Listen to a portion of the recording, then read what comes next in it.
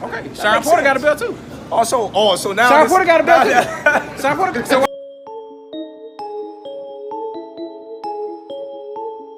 What's going on, you guys? The Spence Bud saga continues, and that's right. We talk about that on this channel pretty often. We talked about it on the original Dojo Bushido Boxing. Hopefully, it could be up soon. Hit that like button for your boy. Give me that HBO special. That's the Help a Brother Out special. We're on the road to 100,000 subscribers. But Shawn Porter, I mean, this is let's be honest, folks. This is an extremely popular topic in the boxing community. And if you're tired of hearing it, then don't turn to this station. Change the station, right? But Shawn Porter had some things to say about the fight, right? Check it out what he had to say. I fought Spence. I felt like from the standpoint of what the guys always say, the cerebral side of the boxing game, I felt like I was a step ahead of him. Right. The IQ. And the IQ, yeah. And I felt like I was a step ahead in that fight. I think in my mind, I clearly was a step ahead of him in that fight. But then you fast forward, so I always thought that was the big separation between him and Terrence. Until I started to assess the fact that he's been in the ring with me. It's been now 3 years, or 2 years since we fought, almost 3 years. 3 years since we fought. I think he's smarter now. And I'm like, if he's indeed smarter than he was when we fought, he's just as good, if not better than when we fought. Well, now, after hearing what Shawn Porter had to say, right? Shawn Porter said a lot of different things when it comes to the Spence and Crawford fight. Of course, he's the man, one of the few men on the planet that shared the ring with both guys. And in one instance, you may feel that he feels Terrence Crawford has the edge, and in another instance, you may feel Spence has the edge. Well, the thing that Shawn Porter said in this particular clip, right? It was on his show, the Porter Way Podcast. Go check out the Shawn Porter podcast, the Porter Way Podcast. But one thing he said was that the IQ of Errol Spence, and he said he felt that he was above Errol Spence as far as boxing IQ. And if you watch the fight, it did seem that way. Shawn Porter seemed like he was right there with Errol Spence, if not slightly, maybe one step ahead, right? I don't know. It was a very, very competitive fight. It was one of those fights to where you flip a coin, whoever won, right? I think the knockdown was ultimately the difference in that fight because it was a split decision win for Errol Spence Jr. But Shawn Porter comes out and says that he feels that the IQ of Errol Spence has gotten greater since when they fought almost 3 years ago. And me thinking about it, I'm not quite sure how is that possible. How did his IQ increase when he hasn't really been fighting, right? How has he been doing? Has he been in the gym leveling up, right? I'm not quite sure if these things are happening. You know, Shawn Porter seems to believe that Errol Spence Jr.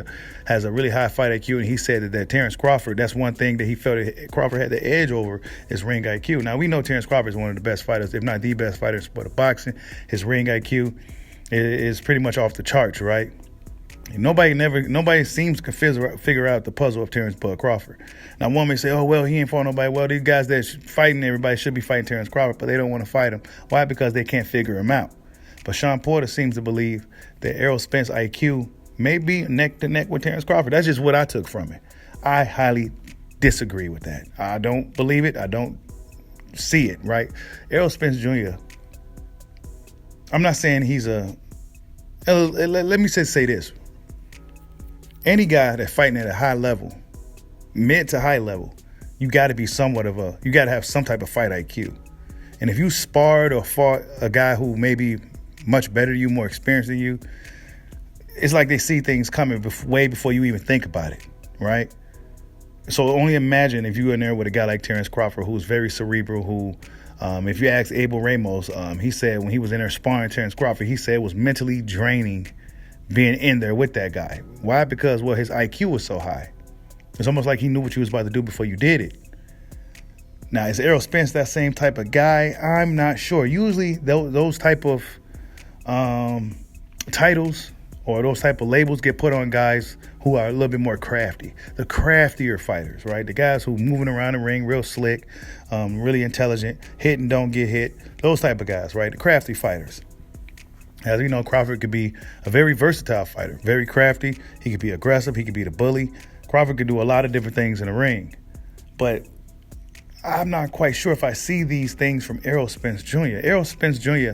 approach to the fight game. Now, I'm not saying he's a dumb fighter, right? I believe any guy at a world-class level, you have to have some type of high fight IQ, right? But at that level, it's a game of inches. And one guy IQ may just be better than the next guy, right? Not everybody's fighting IQ is going to be the same. But this is not saying Errol Spence is a dumb fighter by any means. However, his style, his approach is a little bit more straightforward, right? You can actually close your eyes and you can envision what Errol Spence is going to do or what he's likely going to do. But when you close your eyes and think about what Terrence Crawford is going to do, you really don't know, right? You just don't know what Bud Crawford is going to do. But it seems like there's, ever since Kenny Porter came out and said some of the things that he said in regards to Terrence Crawford, he's been very dismissive of Terrence Bud Crawford and his victory over his son, Shawn.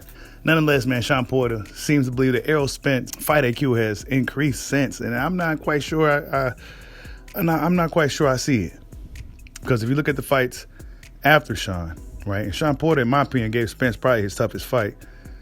And if you look at those fights after, those guys, the flat Danny Garcia that we saw and the docile Ugas, those guys didn't really give Errol Spence too much to really think about. You know, Shawn Porter gave him a lot to think about, a lot to worry about, a lot to deal with. I mean, he was moving around, he was spinning them.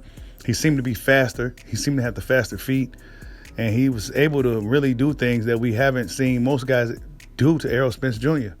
And then after that, you know, those guys, Danny Garcia and Ugas, was kind of just standing still in the high guard, letting Spence go to work. That's just what I took from it. So I'm not quite sure if I agree with him leveling up his fight IQ. How are you going to level up your fight IQ when you're not necessarily fighting? And then you're fighting guys who just standing there with the high guard. You know, you're not fighting different guys with different styles, doing different things. So, yeah, man, that's just my take on it. Tell me what you guys think. Did Errol Spence fight IQ increase since the Shawn Porter fight? I disagree, but tell me what you guys think. Like, subscribe, holla at your boy. Peace out.